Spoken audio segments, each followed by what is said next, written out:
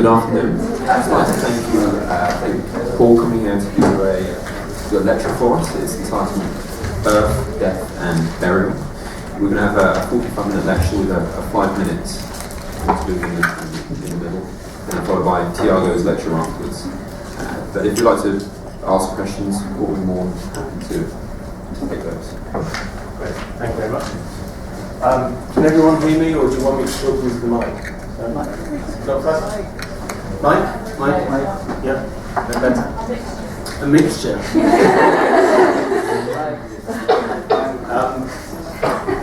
Thanks to everyone for coming along today, and thanks for inviting me to come and talk to you. I wasn't going to do anything about morphology or complex highbrow sort of issues. This is purely discussion about a couple of overseas projects which I did fairly recently, sort of 2008 to 2010. So it's not really meant to be me lecturing to you guys or me telling you about what you should know, what you shouldn't know, but really just sort of discussing about the projects. And if you want to ask questions, you know, shout out, put your hand up. As long as it's not too heavy, you can throw objects as well.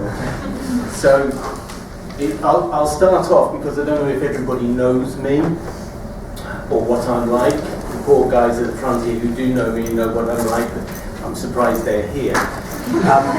So I'll go, it's in 3 parts, this lecture. But as we were saying, it's about birth, death, and burial.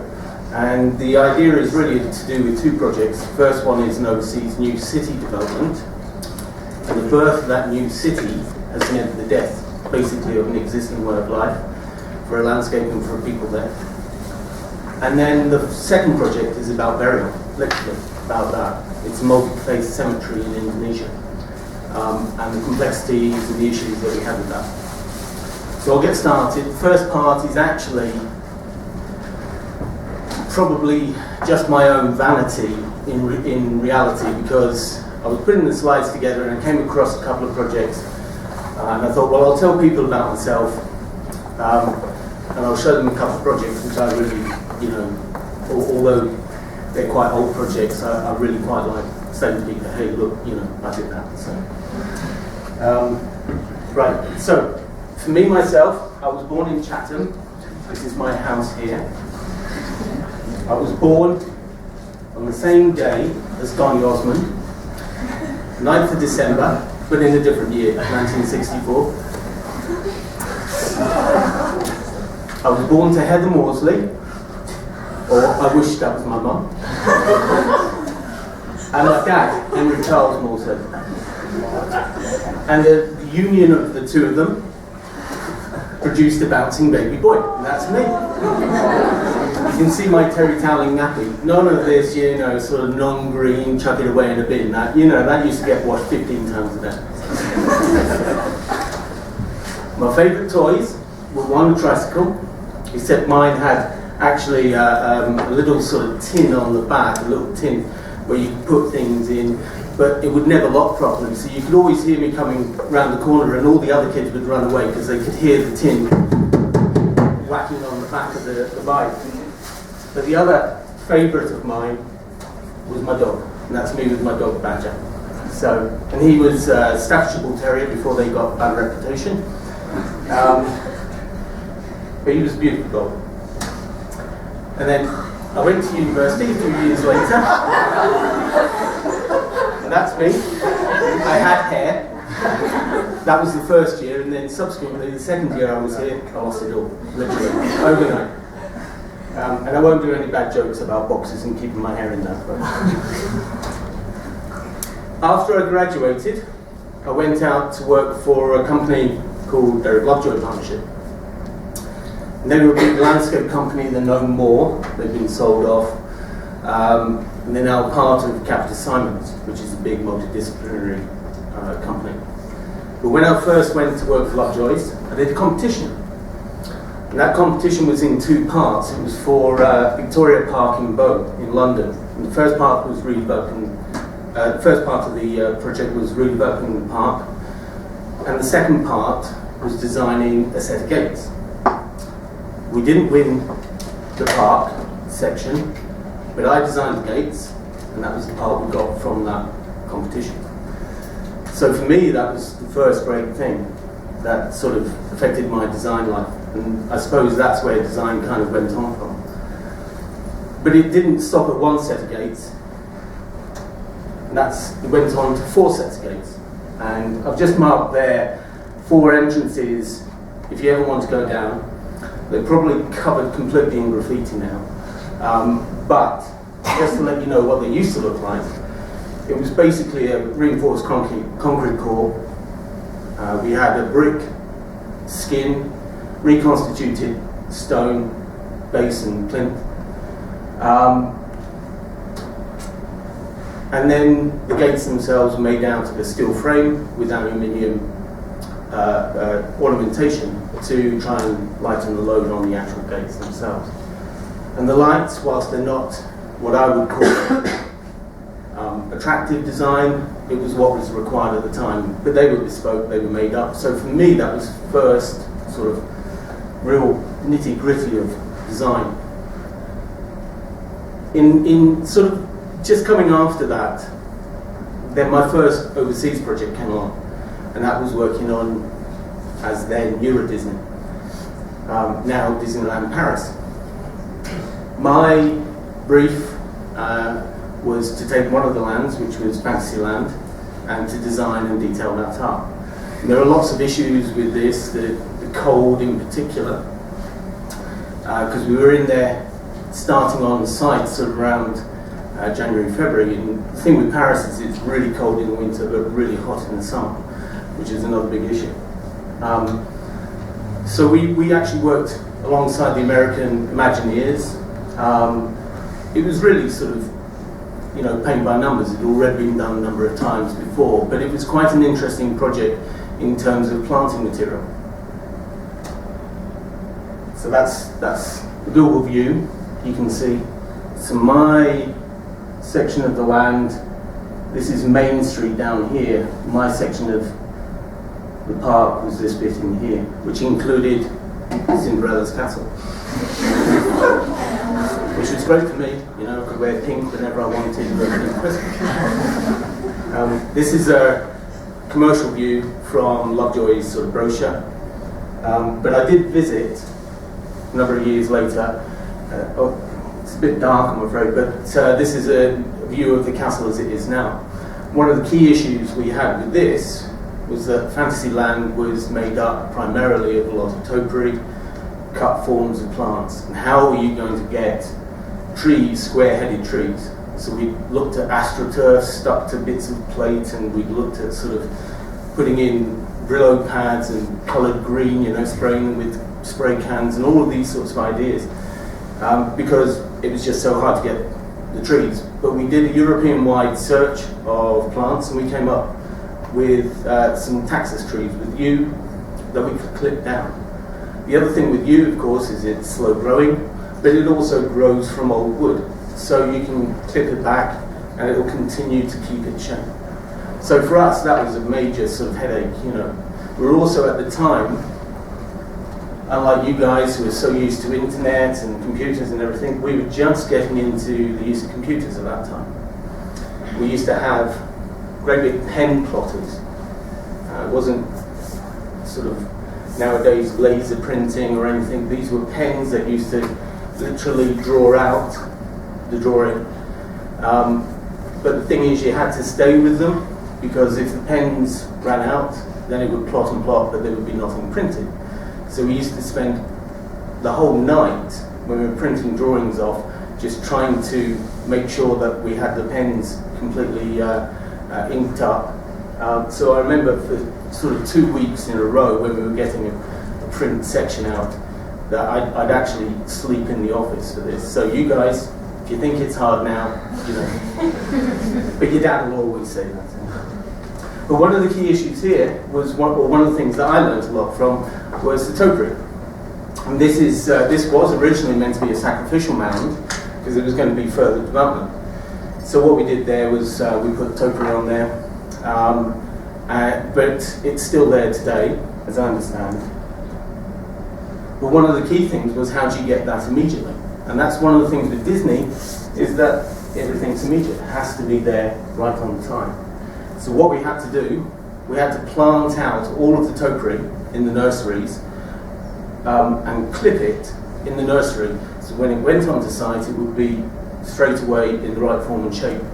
And each of those pots is numbered, and each of those pots would come to site on a specific schedule with a specific drawing which had a number. And this is thousands and thousands of pots. So, you know, it's a lot of work to do. So if you ever want to do that, if you ever want to work for Disney, then that's one of the key things you'll have to do. Count. So. The other issue was trying to get the right type of material, plant material. So we wanted broadleaf, we wanted very tropical plants for a lot of the gardens, a lot of the areas, but we just don't have that many broadleaf trees with that kind of sort of structure. So we had to look at using alternative plants, and this was really the first time that we'd started to use bamboo in sort of mass. So bamboo was there, holm oak, but of course because you have this fluctuation in the seasons in Paris, again we had to make sure that there was a maintenance regime to make sure that if we had exotic plants coming out during the summer, they could go back in the winter. And you can see here the sort of character and effect that we've got now. It actually works quite well. The majority of these plants, if they came from Italy, from Italian nurseries, they'd have to come into Germany in order to acclimatise before they could actually come through to France. So again, we had to do all of this in staged transportation and programming in order to make sure that the plants would acclimatise. We couldn't get anything from Florida, because although the plants there would have been perfect for this, it just meant that we just didn't have the weather to be able to take a lot of the sort of more tropical plants. And that's my son in the yellow. So he's a bit older now. So you've almost seen the whole of my family, my dog and my son. So, you know, we might get on to my wife and daughter a bit later on.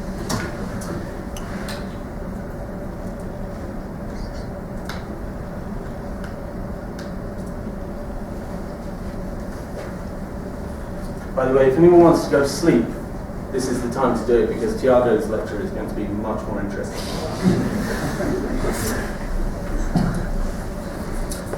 Right.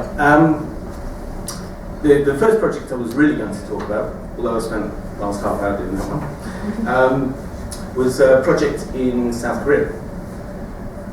The island is Incheon Island, and you can see that's the site there. And this is Seoul.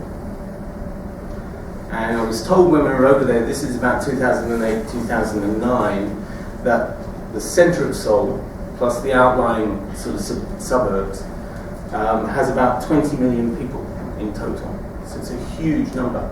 Because a lot of South Korea, due to the landscape, it's very undulating, very mountainous.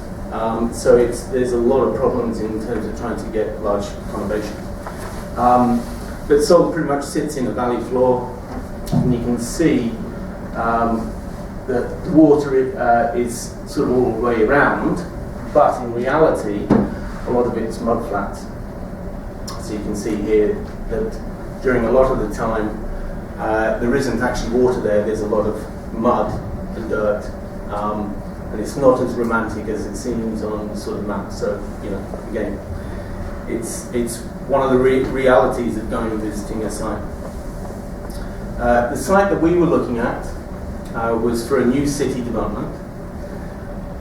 We were actually brought in, myself, it was through a colleague of mine actually, Janet Benton, and she asked me to come on board on this project. And we were asked to come along because the master plan had already been developed by South Korean consultants, but it was felt that the master plan and the open design was going off at a tangent, wasn't really sort of what was being wanted. So we were asked to come over and try and put it more on track. One of the problems with working overseas is understanding and sort of coordinating with regulations that you're not used to. So So again, for us it was very much about collaborative work with consultants over there. So it wasn't us just going over and saying, hey, you've got to do this. Unfortunately, I haven't got a slide of what the site was before, but you can see here what's already happened. This is the site, and it's already under construction and under development. And I'll show you some slides of the before and the after. But the site as a whole is about 200 hectares in total. So that's about 3.5 kilometers, and that's about 1.5 kilometers at its greatest width. So it's a big site. And to give you an idea of how it relates, so you can sort of understand the scale, because that's one of the biggest issues with this scale of master planning, is understanding the scale. I put on the boundary of the site, and I superimposed it onto Edinburgh city centre. So you can see the great big, this is a big site, basically. That's a technical term if anybody wants to write that down. So for us it was huge, but more than that, it was a very complicated site, because not only I'll go back a couple of slides. Not only do we have the existing population, it was farmland. Not only did we have a mountainous area coming down in a very short span to what is water and mud. We also had issues in terms of access off the motorway. We couldn't get access off here just because of the levels. So we had to come through an existing road, which meant that you ended up with a dead end. So how does that work? The biggest cul-de-sac in the world, probably. But we also had additional problems because of where this site sits, just north of the actual airport itself. There's military base here. So that area there is a military base, and up here there are missiles, there are rockets aimed towards North Korea. So we also had flight paths for the rockets that we had to make sure we didn't have any large structures or large planting, earth mounds or whatever. So, let's say I changed my trousers a few times whilst I was over there anyway. So it was a bit scary. So we had all these issues that we had to deal with. But it was also one of those projects where you're dealing with people who work in a particular way. We're trying to introduce perhaps a different way of thinking. As I say, this area here is all farmland. You can see, or was farmland. You can see sort of the sort of character, the woodland coming down from the hillside, large areas of water, very rustic, very rural, no major roads, and an existing population. So how do you deal with that? Well, one way you move the population is you offer them $1 million each to move, which of course they did. But they stayed in a camp nearby. But then how do you work new city development into this kind of landscape without destroying it? So for us, that was the biggest thing that we were trying to get over. And what we were trying to do was start off from a basis of good design. So we were trying to maintain the existing character where possible, but the qualities and the characteristics, at least perhaps in the design, of what was already there historically. But that's where the problem comes. So we were looking here at the patterns along the sort of coast of this particular area around the island itself. We're also looking at basically a transect from the mountain down to the sea. And there was a series of probably 5 or 6 different sections along that transect where you could sort of identify different characters. The mountainous area, coming down to slopes, lowland area, the farming, which was actually below water level, and then the sort of water frontage. So what we were trying to do was utilise, you can see here perhaps a bit clearer, the sort of pattern and texture of that existing landscape that ideally we wanted to try and take through in one form or another. There was also cultural issues, and cultural identity that we wanted to try and get as well. So those I'll talk about a bit more about later on. This is a view of the one of the sort of areas that we wanted to sort of improve, which was right up here. This is a little fishing village, and that's pretty much where everybody moved. They were encamped up here, but that little fishing village had a little jetty. It was one of the few areas outside of the farming which had a different identity and character. This is one of the plans, land use plan, that we came into. This is sort of a couple of steps along from when we originally sort of arrived at the plan. But you can see here, basically, it's highway and then big plots off the main highway. So it's all about movement, rapid movement. It's all about plots rather than place. So one of the key things we did, like everybody, we looked at the analysis of the place, tried to identify key views into and out of, tried to identify the landform, the vegetation, the habitat, and took that on to developing a series of plans that we were hoping to sort of move forward with. So we did 3 initial key options. This was one that really was sort of based on that last land use plan that you saw. There was they wanted a snow dome in there.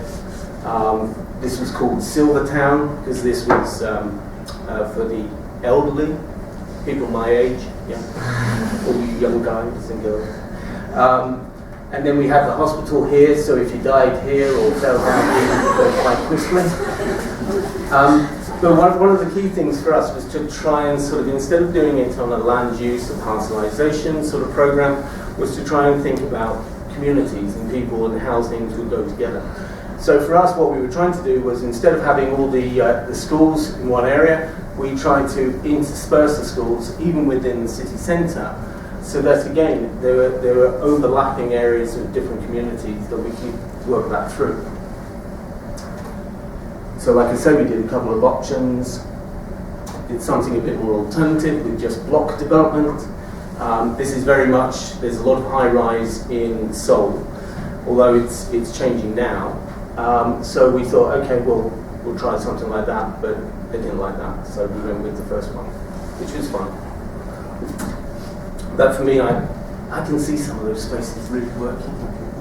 If you get the scale right. So we worked on the plan. We tried to reduce the impact of the traffic, but that was one of the hardest things. It was all about movement to car. So ideally, what we were trying to do there was introduce bridges, change crossings, so it wasn't just a small crossing. We actually took whole sort of 200, 300, 400 meters in terms of crossing space, so the cars would have to slow down along these routes. And it was, after all, like I say, just a big cul-de-sac. So at the end of the day, whilst it looks quite engineered still, it was about the detail, and I'll come on to some of that. So that was the first part of our commission. The second part of our commission was actually to put a landscape framework together, and I'll talk about that now. And then the third part of our commission was to do the city-urban block. So we were mixing sort of landscape and urban design. With the landscape, what we were trying to do here, as I was saying earlier, we took the idea, actually just ripped it off completely from Patrick Geddes, was about sort of the transect, the valley section. He was inspired by the river systems in Scotland and India, and for us it was not about the river systems, although that was important. It was about how the agricultural land, the patterns and texture of that land had originally sort of stepped down the hillside. So we were trying to sort of bring that in. You've seen that one already. So looking at that, we basically broke it down, like I say, into 5 key sections. Hilltops at the top, the hillsides making the way down to the lower valley slopes, coastal plains, and then the tidal flats. So each of those would take its own unique characteristic from the area. These are little sort of doodles we were doing last on the plane. And really, we would take the characteristic of the area, the texture, the detail, the planting mixtures, and try and introduce those perhaps in a more modern form. So we had this concept of nature from the hill, from the mountain to the sea, but at the same time this was meant to be a city of the future. So the idea was that we would have a thread of culture running through from tradition through to technology. And this would wind its way through the city park, which was right in the centre of the development. And by doing that, we could introduce new themes, we could introduce alternative expressions of the local culture. Function as well. It wasn't just about ideas, it wasn't just about themes, but how are these places really going to work? Part of the problem we had was that the rules and regulations in South Korea are actually set down quite rigidly. And one of the problems was that already the site, the centre sort of parkland area, was allocated as urban park. And that meant that there had to be 60% hard landscape, 60% soft landscape and 40% hard landscape. And we couldn't change that. So we had a real problem trying to get in sort of a variation from the top to the bottom in terms of how we actually introduced this. We also had complexities in terms of whether water was actually part and parcel of whether it was hard or whether it was soft landscape. So that allocation meant that, you know, throughout the whole process we had these complexities coming in, which really meant that we couldn't achieve everything we wanted to. So what we ended up doing was trying to sort of put together strong concepts, strong strategies, but very visual strategies. These would then have to be passed on to the South Korean consultants, who would then have to interpret. We would then get the drawings and the details back, and we would do a peer review of those details. So in all of these, what we were trying to do, and all the drawings, and I'll skip through a lot of these quite quickly, was ideas about how we would want to see the function, what it would be, whether it was going to be about nature or activity, and then how we would interpret that. But ideas sort of expressed as well, as much as in graphical form as it was written, if not more so. We then took it down to different detail levels. One of the things we were doing all the time was testing, auctioneering. So the Central Park down by the water, again, this is just an example of some of the sort of ideas we were trying to go through to do presentations to the clients and work through with them ideas that they would then sort of want to take on. So it's not an awful lot different to what you do at the moment, but for us, the visual was all vital because of the language issues. Sections, again, sketching up, these were done, these are done really quickly, sort of 5-minute sections just to give an idea of how things would work. Basically programs, so a whole series of different sections taking you down from the mountain down to the waterside, and again, what would be some of the key attractions there, what would be some of the public sort of entities that we were looking at introducing. More sort of explanatory sort of working, and then we would break this down into ideas, themes, concepts. We would give a bit more clarity as to the actual sort of discussion, key areas. So again, we had key zones breaking these down from the original theme and concept. And then when we came down to an even greater level of detail, again, as much as anything else, it was auctioneering, trying to look at how different sort of designs or elements could sit within the landscape. So stage at the north end or stage at the south end had a big impact in terms of proximity to some of the buildings. One of the key issues was that a lot of the buildings were already being sold whilst we were designing, because the client was eager to get sort of people buying into the scheme and actually providing money for the development purposes. So you can see there that we've got a casino already there. It's not necessarily what we would want to have down at the waterfront, or it may be the best place. So you might get the best return from a casino at that particular location. But of course that impacts if you're going to have cultural activities, or maybe it ties in. So there are these kind of sort of issues that we were having to deal with. It wasn't a case of us actually setting out what the blocks were at this time. We were meant to be coming on to that later on, but all of this was going on at the same time. We also looked at all the other issues, sustainable drainage, again giving options about how we could work that through, and working this into a bigger overall master plan. Again, even at this stage, we were still hand drawing because things were changing constantly, and you couldn't keep up with CAD drawn diagrams at this stage. It just wasn't worth it. It was quicker and easier to do hand rendered works. Again, Photoshop, hand rendering, hand drawing to work out some of the details.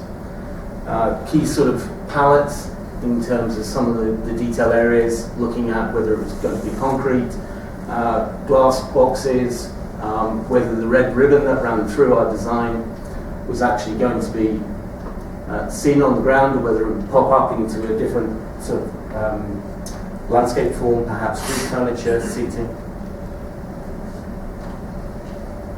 So again, it's just a whole series of iterations that we were doing, but trying to each and every time move a step forward. So ideally to get the client to sign off at different stages all the way through the process.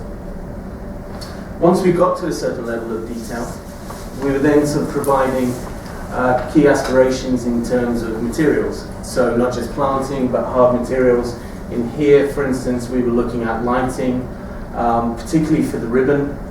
So the idea of concrete, punctured concrete with light wells, or maybe it was just straight LEDs that we were looking at, would be part and parcel of that process. So each of these different aspects, whether it was street furniture, lighting, planting, we would provide separate sort of sheets and separate guidance for that, but everything had to overlap. We were also keen to introduce art as part of that process. And then through that process, we would illustrate that. Most of the work tends to be, as I say, done by hand. So it was key for us to produce a whole series of explanatory sort of ideas, or explanatory sort of sketches, to explain those ideas, what we were trying to get. And you can see here, literally, what we used to do was sit with the client and sketch out some of the key things that we would sort of want to sort of see in that process. And just a bit of text explaining what those key factors were on each of those sketches, around the harbour there, for instance, how that would be accessed, what we would see in terms of skyline perhaps, or what we would see along perhaps some of the valley floors where the water courses would run. So again, sketching was one of the key things, and I'll put a few more slides in here just to sort of try and get people to think about doing this. You know, I come into the studio and sort of see people really on the computers all the time, and on Photoshop and PowerPoint. But the more you sort of sketch, the more you work it through, the less sort of standoffish you'll be, and it's so much easier to get ideas across by doing this kind of sort of sketching process. So we might just sit there literally with the clients and work up some initial ideas. If they're happy with that, we take it to the next stage, firm it up a bit, and then add a bit of colour. So a very simple process, but again, it clarified to the client exactly what was going to be required.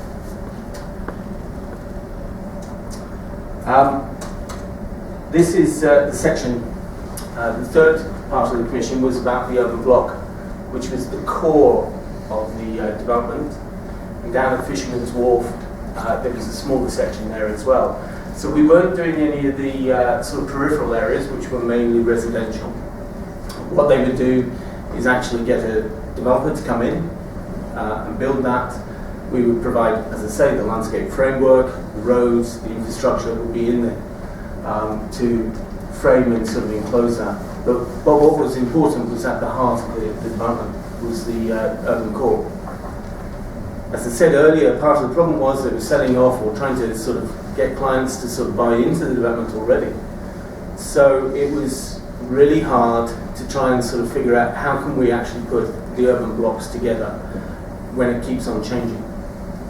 So we looked at key issues such as density, we looked at sort of street frontage, how the street wall would work, where the access points were going to be, what the proportions in terms of the streets and the program along the street would be. And we just came to the conclusion that in actual fact there was very little we could do with the blocks except for basic massing. So in order to work that through, what we had to try and do was concentrate on the streets to give a framework within which these blocks could actually sit.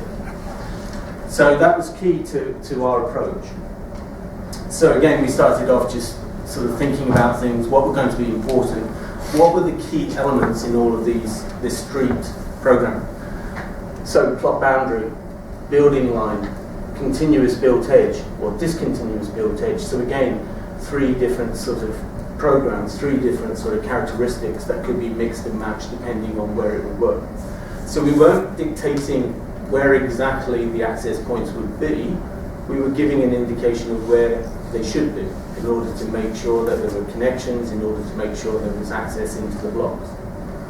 So these were the basic sort of principles, very generalized principles that we were working to. We then started to apply that to the blocks to get an idea of how that would work, and all the time working through to try and get a bit more clarity. So again, there was a whole series of iterations of these diagrams and the thinking behind it. We used to sit for hours just trying to sort of think, is that the right terminology? And it always ended up that it was best trying to find out some way to graphically represent it instead. We did a lot of testing. This is just a series of diagrams in terms of hand-drawn sort of ideas about how the blocks would work, very similar to the landscape approach. Sort of ideas in 3 dimensions, sketches, sections, to try and sort of make sure that it wasn't just one particular aspect that we were looking at and we'd missed other aspects. But we also had positives, negatives. We were trying to see what would work and what wouldn't work. So we did a whole series of these sorts of diagrams, each for every area. Sections are all to scale, but just simplified for graphic form. And then we took that to modelling on the computer, SketchUp in main, but also 3D Studio.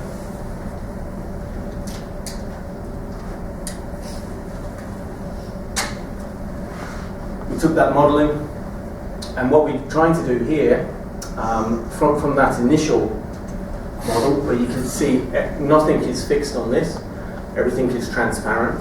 So again, the graphic form was trying to represent what was going to be fixed and what wasn't. We took that, we transferred that to the rules and regulations that were guiding, and then we started to try and get a bit more clarity, a bit more solidity to the program. So these podium levels were pretty much governed by the regulations for the city in terms of development. And you had three, for instance, you had 3 setback widths, 3 meters, 5 meters, and 10 meters. And depending on the width of the street setback to the building, that would determine the height of the podium, and then also the setback of the building above the podium level. So all of that time, we were trying to work out what we could fix, what we couldn't fix, but then we were also trying to work through with the floor space that was going to be required by the client. So again, it's numbers working through with sort of design.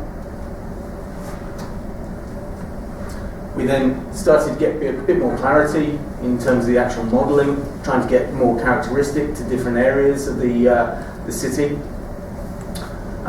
This was going to be called Oxford Street. Yeah, not our ideas, by the way. But then again, what we were trying to do was see whether there were commonalities or see whether there were issues. Perhaps that was where the casino was going to be. Now the casino wanted to have a tall building right on the water's edge. For us, what we were looking at here was trying to get as much clarity, because even though there wasn't the the same landform as originally with the sea rising up to the hillside. This was pretty much platformed in here. We still wanted to maximise views out from the back of the city through to the water's edge. So again, we were trying to sort of work through and see how we could tie in with commercial sort of requirements, whether the elements in here could be changed, and if so, what would be the implication, because we'd have to put the floor space somewhere else. So the key things that we were getting out of here were building envelopes, setbacks in terms of building frontages, and then we'd end up with the final sort of program and just some of the key elements about how that had been derived. Some of the massing again led on to perhaps a bit more finer sort of review, where we would look at corners, important corners, or frontages to the buildings. Here, for instance, it was plain, but with a tall tower at the corner. Here, there was an insert. Here, there was a cutout. So, depending on the character of what we were trying to do, whether it was going to be retail, commercial, residential, we were trying to see whether that would work not just on a model form, but also on a street form. And eventually we ended up with a blueprint. So again, numbers which are relating to floor space, key issues in terms of continuous frontage, intermittent frontage, or in some areas there's no frontage at all. We've left the internal blocks without clarification, because the idea was that we would have instead areas of density but also height, which would determine how that block would be developed. So what we didn't want to do was actually create too much restriction for the developers internally within these blocks. And there are key dimensions that they work to anyway. So again, we then worked these areas up into more, I haven't put any drawings, thank God you're saying, into these areas. So these were taken through into more detail, and all of this was put into the final report. One of the key things though, you're saying, okay, well you started off talking about streets. Where are the streets? You talked about blocks for the last half hour. Well, the streets were worked up at the same time. And again, some of the key things here were not about necessarily the height, although that was an issue. The building frontage was an issue. But what exactly was happening along there? So again, we tried to give clarity as to what each street would be, whether it was going to be primarily retail, primarily commercial.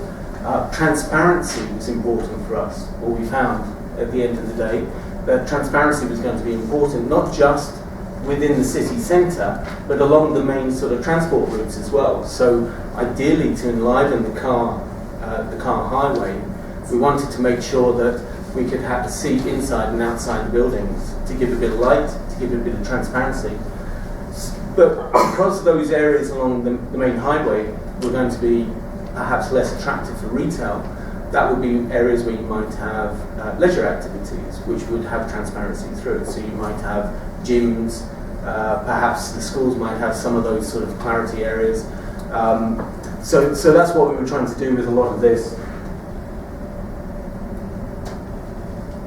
And during this process, we were also working with Korean consultants in terms of colour, in terms of lighting, in terms of texture. And eventually we did get to some level of detail, but we weren't detailing this up, but we were giving peer review on some of these sort of buildings that were coming through. One of the things here that always struck us was that there was no context in which these buildings sat. So again, you end up with a very commercial, no matter how hard you try, very commercial approach to some of the architecture. Okay. I haven't got time to go through the depth section, but if anybody wants, then I'm quite happy to do that tomorrow, if you're in the studio tomorrow, so we can do that. Otherwise, Thiago won't be able to sort of talk tonight for sort of 7 o'clock. Is that okay?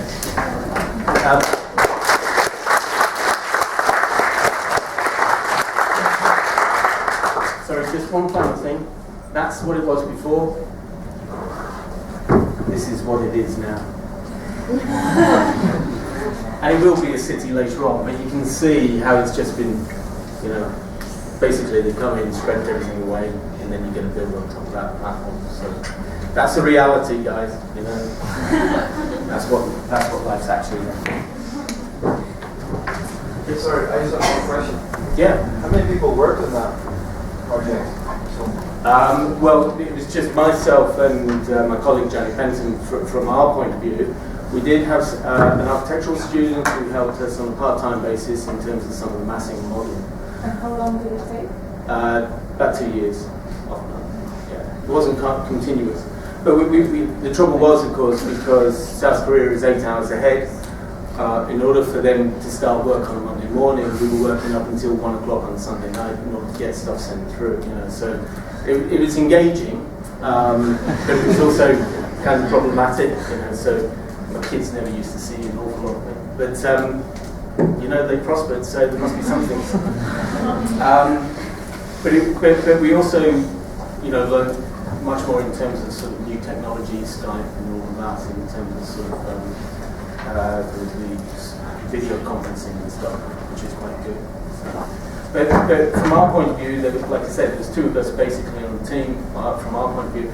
But over in South Korea, there were lots of other teams, engineers, architects who were working on this.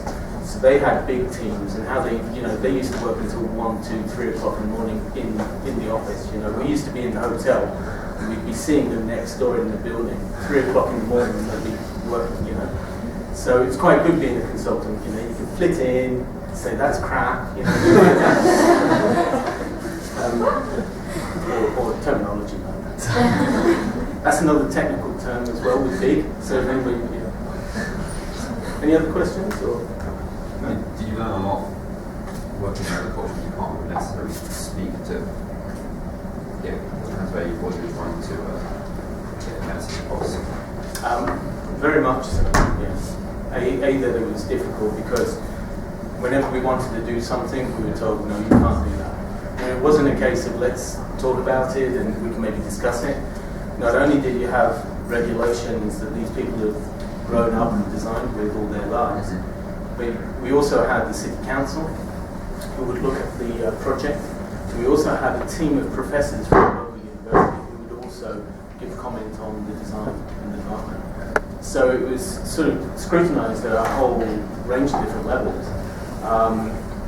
But it was very difficult to get over some of the philosophy that we wanted to sort of try and sort of bring to them. And one of the reasons we were asked was because they wanted a European sort of character to some of the designs. But you just can't do that with some of these rules and regulations. You know, the fact that if you call it an urban park, it's 60% soft and 40% hard, and it doesn't change, you have to keep it in that. There's not 1% either way. Literally, you know, you have to keep it 40% and 60%. It's crazy. So it was difficult, and it was frustrating, you know, but it was also frustrating for them as well, you know, to have us come over and do these things and sort of not within the same paradigms that they do. Is that okay? Yeah. So. Should we just take a short break if we yep. just and then we'll be back in a couple minutes' time?